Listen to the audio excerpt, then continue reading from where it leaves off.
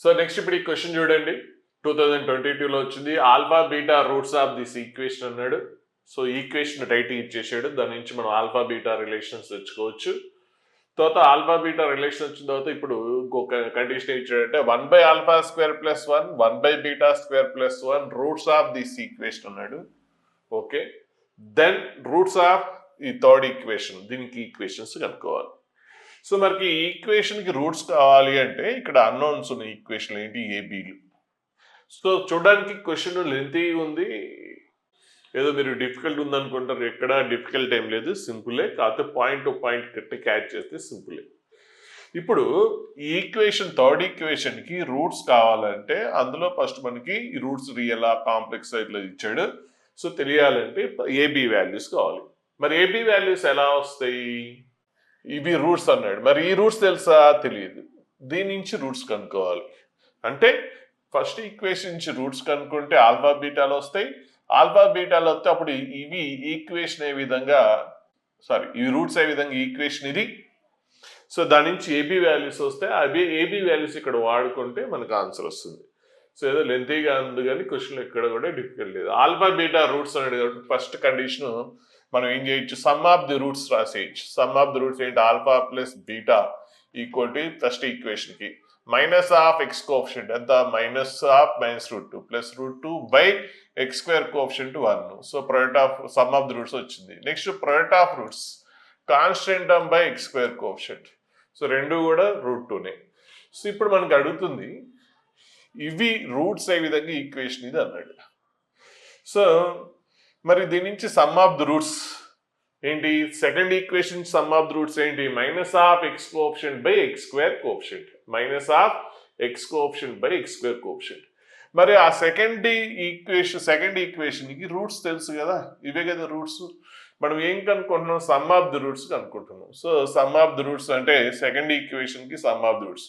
మరి రూట్స్ ఇవే కదా, రూట్స్ని యాడ్ చేసేయండి. అంటే ఏంటది, 1/α² + 1 + 1/β² + 1, ఇది సమ్ ఆఫ్ ది రూట్స్. ఇవి రెండు రూట్స్ కాబట్టి ఆ రెండు రూట్స్ని యాడ్ చేస్తే సమ్ ఆఫ్ ది రూట్స్. మరి ఈ రెండు దేనికి, ఏ ఈక్వేషన్కి రూట్స్, ఈ ఈక్వేషన్కి రూట్స్. మరి సమ్ ఆఫ్ ది రూట్స్ అంటే మరి ఈక్వేషన్ నుంచి ఏంటి, sum of the roots minus of x coefficient by x² coefficient. So అప్పుడు మనకి ఏమొస్తుంది, 1/α² దీని నుంచి, so minus a equal to, so 1/α² plus 1/β², next 1 + 1 ఎంత, 2 వస్తుంది. So minus a equal to ఇది. సో నెగిటివ్ పెట్టి మల్టిప్లికేషన్ చేసేయడం, నెగిటివ్ పెట్టి మల్టిప్లికేషన్ చేసేటప్పుడు ఇది ఏమవుతుంది, plus a equal to 1/α², minus పెట్టి మల్టిప్లికేషన్ చేసాం కాబట్టి సో బోత్ సైడ్స్ నెగిటివ్ పెట్టి మల్టిప్లికేషన్ చేస్తే -1/α² - 1/β² -2. అలాగే same product of roots. So రెండింటిని మల్టిప్లికేషన్ ఏంటి, రెండు రూట్స్ని కూడా మల్టిప్లికేషన్ చేస్తే ప్రోడక్ట్ ఆఫ్ రూట్స్ వచ్చేస్తుంది. అంటే రెండు రూట్స్ని మల్టిప్లికేషన్ చేసేసేయండి, 1/α² + 1 ఇంటూ 1/β² + 1. సో మల్టిప్లికేషన్ చేస్తే 1/α² ఇంటూ 1/β², 1/α² β², నెక్స్ట్ ఇది ఏంటిది 1/α², next 1/β² into 1, 1/β², next 1 into 1 1. So ఇది ప్రోడక్ట్ ఆఫ్ రూట్స్, ఇదే కదా. సో మరి ఈక్వేషన్ నుంచి ప్రోడక్ట్ ఆఫ్ రూట్స్ ఏంటి, ఈక్వేషన్ నుంచి ప్రోడక్ట్ ఆఫ్ రూట్స్ ఇవి కాబట్టి రెండింటిని మల్టిప్లికేషన్ చేస్తే ప్రోడక్ట్ ఆఫ్ రూట్స్. మరి రెండు దేనికి రూట్స్, దీనికే కదా రూట్స్. మరి దాని నుంచి ప్రోడక్ట్ ఆఫ్ రూట్స్ ఏంటి, constant term by x² coefficient అంటే ఎంత, b. సో ఇప్పుడు మనకి ఆల్ఫా బీటాలు కండిషన్స్ తెలుసు కాబట్టి వీటిని యూజ్ చేసుకుని మనం ఏబీ వాల్యూస్ కనుక్కుంటే చాలు. So AB values, so AB ఇక్కడ కొద్దిగా తెలివితేటలు వాడాలి, కొద్దిగా షార్ప్గా. ఎగ్జామ్లో వాడడం అంత ఈజీ ఏం కాదు. జనరల్గా మనకి ఏం చేస్తామంటే ఆల్ఫా బీటాలు తెలుసు కాబట్టి ఇప్పుడు మనకి ఈ ఈక్వేషన్ గురించి తెలియాలంటే ఏబీ వాల్యూస్ కావాలి. సో ఇక్కడ చేసే మిస్టేక్ ఏంటంటే ఏబీ వాల్యూస్ కనుక్కోవడానికి ట్రై చేస్తాం. మరి ఏబీ వాల్యూస్ కనుక్కోవాలంటే దానికంటే బిఫోర్ ఈ ఆల్ఫా బీటా వాల్యూస్ తెలుసు కాబట్టి వీటిని యూజ్ చేసుకుని ఏబీ వాల్యూస్ కనుక్కోవడానికి ట్రై చేస్తాం. సో మరి ఏ అంటే ఏంటి, ఇదే కదా. సో అంటే ఏంటి, -1/α² - 1/β² -2. సో ఆల్ఫా ప్లస్ బీటా తెలుసు, ఆల్ఫా బీటా తెలుసు, దాని నుంచి ఈ వాల్యూ కనుక్కోవాలని ట్రై చేశారనుకోండి అయిపోతారు. అలా ఇక్కడ కూడా బి వాల్యూ కావాలంటే ఇది. సో అంటే 1/α², 1/β, ఇది తెలియదు. మీకు తెలిసింది ఏంటంటే alpha plus beta, alpha beta. So ఇక్కడ చాలా టైం ఎంత వేస్ట్ చేయాలంటే అంత వేస్ట్ చేసే స్కోప్ ఉంది ఈ క్వశ్చన్లో. కొద్దిగా జాగ్రత్తగా ఆలోచిస్తే ఇక్కడ చూడండి ఏ ప్లస్ బి మనకి ఏబి వాల్యూస్ కనుక్కోవాల్సిన మనకి ఇప్పుడు ఈ సెకండ్ థర్డ్ ఈక్వేషన్కి రూట్స్ కావాలంటే ఇక్కడ అన్నోన్స్ తెలియాలి. అంటే అన్నోన్స్ అంటే ఏబి వాల్యూస్ కావాలి. ఏబి వాల్యూసే తెలియాల్సిన అవసరం లేదు, డైరెక్ట్గా ఏ ప్లస్ బి తెలిసినా చాలు కదా. ఏబి ఇండివిజువల్గా అవసరమా మనకి? ఇండివిజువల్గా ఏబి వాల్యూస్ అవసరం లేదు, డైరెక్ట్గా ఏ ప్లస్ బి సమ్ తెలిసినా కూడా చాలు. అంటే ఏబి కనుక్కోకుండా ఏ ప్లస్ బి సమ్ ఎలా అంటే ఇక్కడ ఈజీ అవుతుంది. అంటే ఎందుకు ఈజీ అవుతుంది అంటే ఏ ఇది బి రెండింటిని యాడ్ చేస్తే అప్పుడు -1/α² ప్లస్ 1/α² క్యాన్సిల్ అయిపోతుంది. -1/β² ప్లస్ 1/β² క్యాన్సిల్ అయిపోతుంది. సో అప్పుడు నెక్స్ట్ ఇక్కడ -2 + 1 అంటే -1, నెక్స్ట్ 1/α² ప్లస్ β² అంటే ఏ ప్లస్ బి వాల్యూ ఇది వచ్చింది. సో ఏ ప్లస్ బి ఇది వచ్చింది. మనకి ఏబి వాల్యూస్ అవసరం లేదు, ఏ ప్లస్ బి వాల్యూ తెలిస్తే చాలు. ఇప్పుడు కనుక్కోలేమా? ఎలా కనుక్కుంటాం? ఆల్ఫా బి ఇక్కడ ఏంటి? ఏ ప్లస్ బి అంటే ఏంటి? 1/α² β². బట్ ఆల్ఫా బీటా అంటే ఏంటి? √2. సో √2 ఇక్కడ రాసేస్తారు. సో √2². √2² అంటే ఇప్పుడు ఎంత 2 వస్తుంది, 1/2 వస్తుంది, కానీ ఇక్కడ 1/6 అని ఇచ్చాడు. సో క్వశ్చన్ తప్పై ఉండొచ్చు, ఇది √6 అయి ఉండకపోవచ్చు, √6 అయి ఉండొచ్చు. అప్పుడు ఆన్సర్ వస్తుంది √6. అప్పుడు ఇక్కడ ప్రోడక్ట్ ఆఫ్ రూట్స్ ఏంటి? √6. అప్పుడు √6² అంటే 6. సో 1/6 -1 -5/6. సో క్వశ్చన్ అక్కడ √2 బదులు √6 రాసుకుంటే సరిపోతుంది. సో ఏ ప్లస్ బి వచ్చేసింది. సో మనకి ఏ ప్లస్ బి వచ్చేసింది కాబట్టి ఇప్పుడు మనకి ఈ క్వశ్చన్లోకి వచ్చేస్తే సో దీనికి రూట్స్ అడిగాడు, ఈ ఈక్వేషన్కి roots. So x². So equation ఏంటి? అది ఈక్వేషన్ రాసేస్తున్నాం. ఏ ప్లస్ బి వాల్యూ తెలుసు. ఏ ప్లస్ బి వాల్యూ ఎంత? -5/6. ఇక్కడ కూడా ఏ ప్లస్ బి వాల్యూ ఎంత? -5/6 రాసి సింప్లిఫికేషన్ చేసేయండి. క్వాడ్రాటిక్ ఈక్వేషన్ వస్తుంది, ఫ్యాక్టరేషన్ చేసేయండి. సో ఫ్యాక్టరేషన్ వచ్చేసింది కాబట్టి ఇక్కడ రియల్ రూట్స్. ఒకవేళ ఫ్యాక్టరేషన్ రాకపోవచ్చు ఒక్కోసారి క్వశ్చన్స్, అంటే ఇక్కడ ఉన్న ఇట్లాంటి ఆప్షన్స్ ఉన్నప్పుడు ఫ్యాక్టరేషన్ రాకపోవచ్చు. అప్పుడు క్వాడ్రాటిక్ ఈక్వేషన్ వచ్చింది కాబట్టి డిస్క్రిమినెంట్ కనుక్కుంటారు. డిస్క్రిమినెంట్ అనేది పాజిటివ్ వస్తే అప్పుడు రూట్స్ రియల్ అండ్ డిస్టింక్ట్ అని చెప్పొచ్చు. ఒకవేళ డిస్క్రిమినెంట్ ఈక్వల్ టు 0 అయితే రూట్స్ రియల్ అండ్ ఈక్వల్ అని చెప్పొచ్చు. ఒకవేళ డిస్క్రిమినెంట్ లెస్ దాన్ 0 అయితే నో రియల్ రూట్స్ అని చెప్పొచ్చు. సో కాబట్టి ఇక్కడ మనకి ఫ్యాక్టరేషన్ వచ్చేసింది. So roots real and distinct. So ఆ రూట్స్ కూడా వచ్చేసినాయి. ఆ రూట్స్ ఏంటి? So roots real. So roots ఇక్కడ ఆప్షన్స్లో రూట్స్ రియల్. మళ్ళీ రియల్లో 3 ఆప్షన్స్ ఉన్నాయి. రియల్ బోత్ నెగిటివ్ అన్నాడు, రియల్ బోత్ పాజిటివ్ అన్నాడు, real exactly one of the positive అన్నాడు. సో మనకి ఏమొచ్చింది? రియల్ బోత్ అంటే రూట్స్ రియల్ మస్ట్ మీరు డిస్క్రిమినెంట్ అనుకుంటారు. >0 వేస్తే రూట్స్ రియల్ అంటే 2, 3, 4 ఏదైనా అవ్వచ్చు. సో ఫ్యాక్టరేషన్ చేస్తే అప్పుడు ఇండివిజువల్ రూట్స్ వచ్చినాయి. బోత్ ఆర్ నెగిటివ్ కాబట్టి బోత్ రూట్స్ ఆర్ నెగిటివ్ కాబట్టి ఏంటి? Second one. సో ఇక్కడ క్వశ్చన్ చాలా డేంజర్, చూడడానికి సింపుల్గా ఉన్నా కూడా ప్రాబ్లం ఏంటంటే జనరల్గా మనం ఏం ఆలోచిస్తామంటే ఇక్కడ ఆల్ఫా బీటా వాల్యూస్ కనుక్కొని ఇవి 1/α², 1/β² అవి కనుక్కోవాలని ట్రై చేస్తారు. చాలా కాంప్లికేటెడ్ అయిపోతుంది. సో చిన్న ఏ ప్లస్ బి యాడ్ చేసేస్తే ఏమైందంటే మనకు ఈ అనవసరమైన టర్మ్స్ అని క్యాన్సిల్ అయిపోయినాయి. దీని వాల్యూ మనకు తెలుసు, అది అడ్వాంటేజ్. సో అది చూసుకోలేదు అనుకోండి చాలా టైం వేస్ట్ అవుతుంది. సో దాదాపు ఇక రాదు, ఇంకా మధ్యలో ఆగిపోతారు, క్యాలిక్యులేషన్ చాలా ఎక్కువ టైం తీసుకుంటుంది. సో నెక్స్ట్ ఈ క్వశ్చన్ చూడండి. A b two non zero real numbers p and r roots of this equation and q s r roots of this equation అయితే నెక్స్ట్ ఇక్కడ 1/p 1/q 1/r 1/s ఏంటవి? ఏపీ అన్నాడు. ఈ 4 టర్మ్స్ ఏపీలో ఉన్నాయి అన్నాడు. సో ఫస్ట్ అయితే మనకి కండిషన్ చూద్దాం. P and r roots of this equation కదా. మరి p and r roots of that equation అంటే సమ్ ఆఫ్ ది రూట్స్ అంటే ఏంటి? p + r.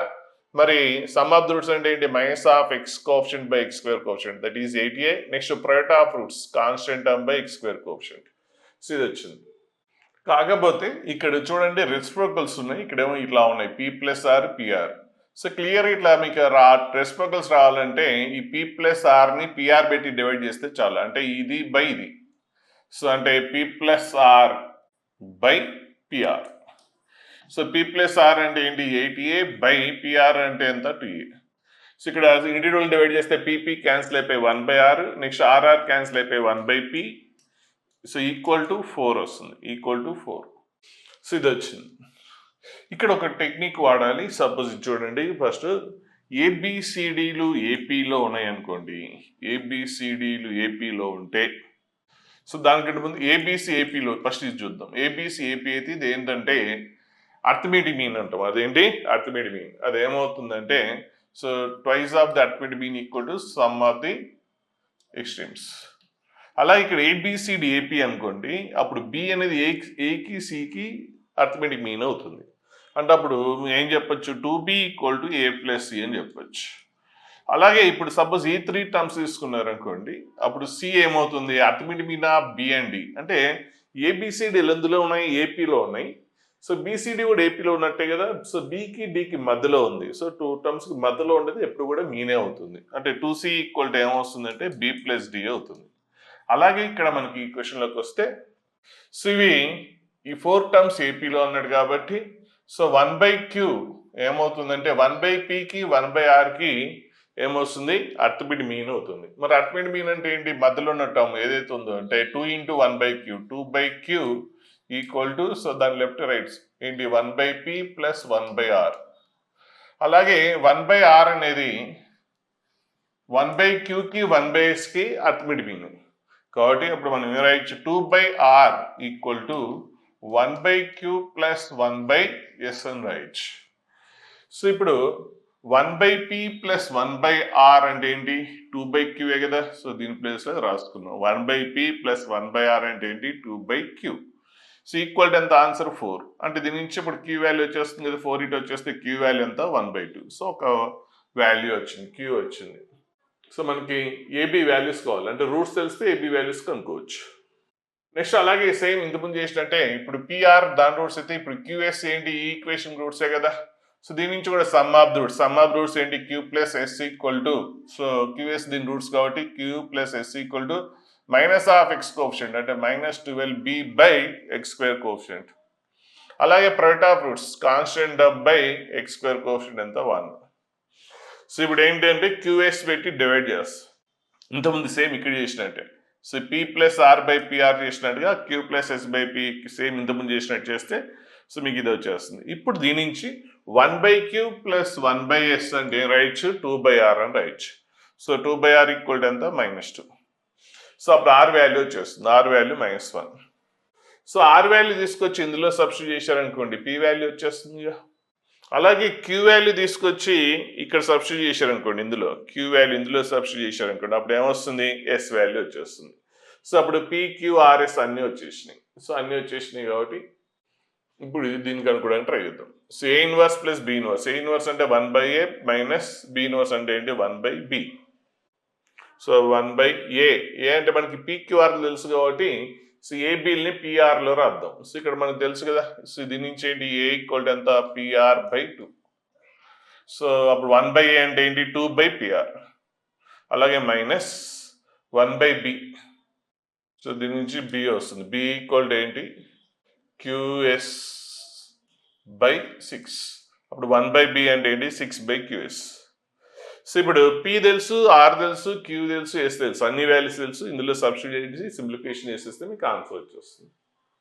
సో ఇక్కడ కొద్దిగా ఈ నాలెడ్జ్ ఉండాలి. So arithmetic mean, geometry mean వాటి మీద మిగిలిన క్వశ్చన్ అంతా కూడా పెద్ద కష్టమేం కాదు.